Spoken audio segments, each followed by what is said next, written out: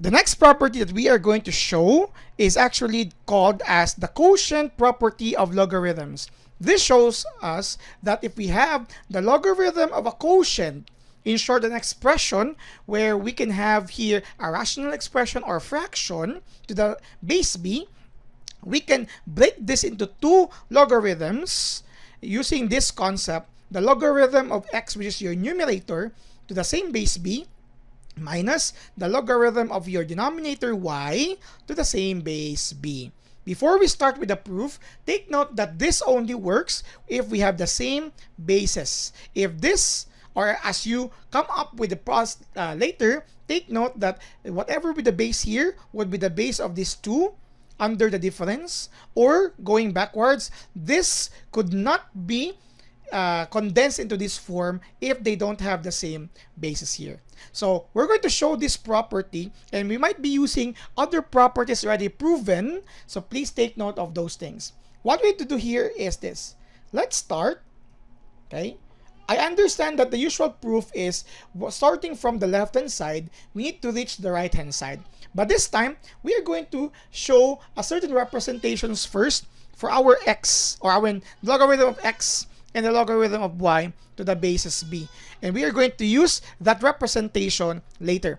So let the logarithm of x to the base b be equal to a certain expression m.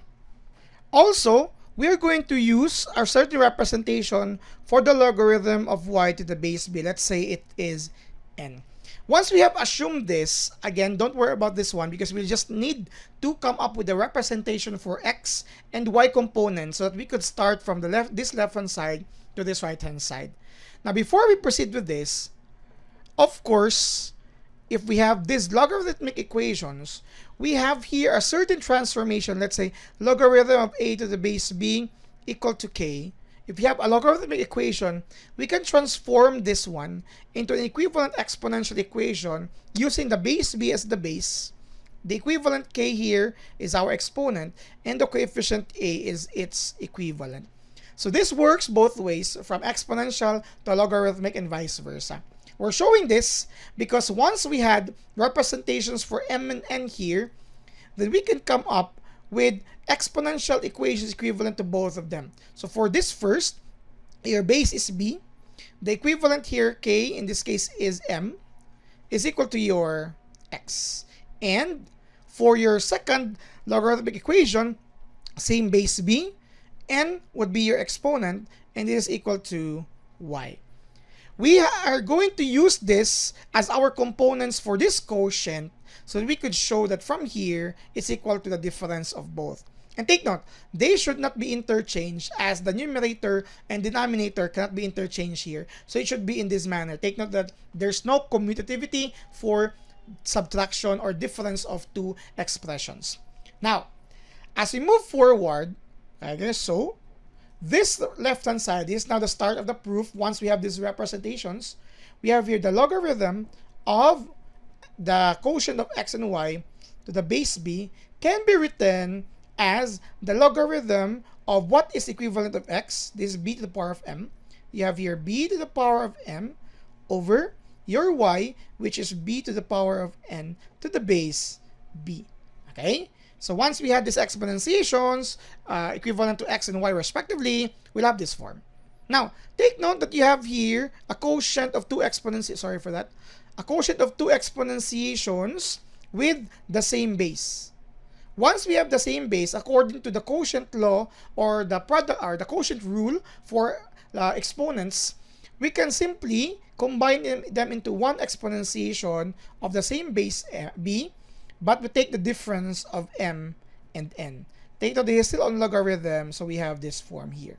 Okay, this is the equivalent of that as we apply here the laws of exponents, specifically the quotient, the division law or the quotient rule. Now from here, we are going to introduce one of the properties that we have proven in this playlist and series. We call it the inverse property of logarithm, which tells us that if we have a logarithm of an exponentiation, and that exponentiation has the same base as the logarithm, that is just equivalent to the exponent itself, k. This has already been proven, so please try to go back to that video as the proof of that is already given. That's why we prove it first before reaching here, because this follows the same concept here. Take note, we have exponentiation of base b, which is the same base as the logarithm, similar to this. So in short, the logarithm of the exponentiation b raised to the m minus n to the base b is just the exponent itself, m minus n. Okay? So hopefully you're following. Again, we have applied here the inverse property of logarithm. Now, I would like you to cut this portion as that is already okay. We're going to copy only this, as our goal was to show that this is true. Okay? So we take the first here. You have the logarithm of x, or the quotient of x over x and y to the base b is equal to your m minus n, as what you had here. And what was m? M earlier was actually this, the logarithm of x to the base b. And what was n? The logarithm of y to the base b. So by substitution, we have here the logarithm of this expression, the base b, is equal to m, which is the logarithm of x to the base b, less n, which is the logarithm of y to the base b. And as you can see, this is actually what the quotient property tells us. That if you have a logarithm of a quotient, regardless of whether it's a fraction or worse, not necessarily worse, but commonly given as rational expression, we have here an expression with variable on our numerator and denominator. You can break them into two logarithms, but make sure it's difference. So that is what we have shown here. As mentioned, and just like to emphasize, we cannot interchange them as there's no commutativity for subtraction similar to this, because we cannot interchange the numerator and divisor, because if we do, we'll have a different expression here. So this is now the proof for the quotient property of logarithms. This is properties, laws, and theorems. Please subscribe now.